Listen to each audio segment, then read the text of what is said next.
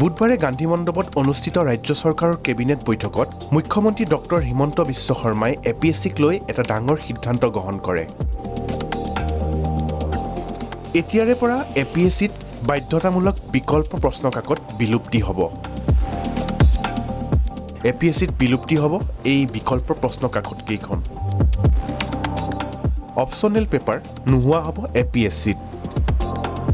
কাৰণ সকলোৱে জানে যে অংক আৰু বিজ্ঞান পৰীক্ষাত ছাত্ৰ-ছাত্ৰীয়ে 100ৰ ভিতৰত 100 নম্বৰেই পাব পাৰে। কিন্তু অসমীয়া বা ইংৰাজী মাধ্যমৰ এজন ছাত্ৰই সেই নম্বৰ পাব নোৱাৰে। সেয়ে আমি অপচনেল প্ৰশ্ন কাকত নোহোৱা কৰিছোঁ।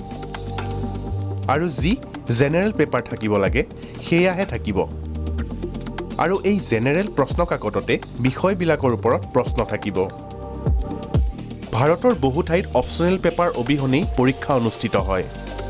আৰু সেয়েহে অসমৰ লোকসেৱা আয়োগৰ 2খন অপচনেল পেপাৰ আজিৰ পৰা বিলুপ্তি কৰা হ'ল।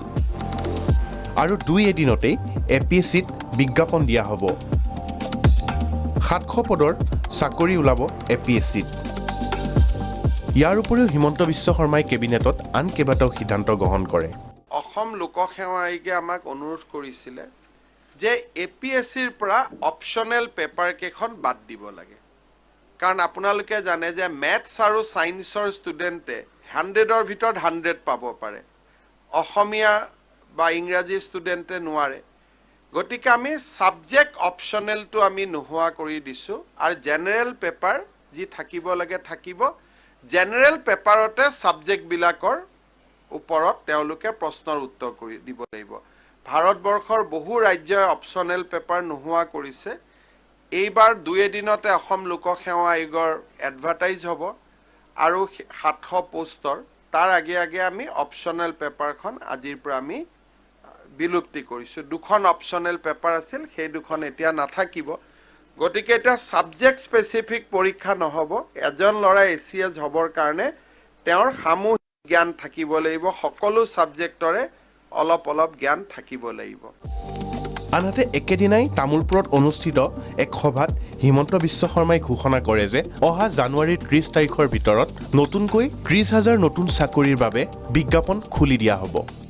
আজি আমাৰ BTR অঞ্চলৰ ৰাইজে টকা পইচা খৰচ নকৰাকৈ চাকৰিৰ আজি মুখ দেখিব পাৰিছে। অহা কেইদিনমানৰ ভিতৰতে 3য় আৰু 4ৰ্থ শ্ৰেণীৰ পৰীক্ষাৰ প্ৰক্ৰিয়া শেষ হ'ব।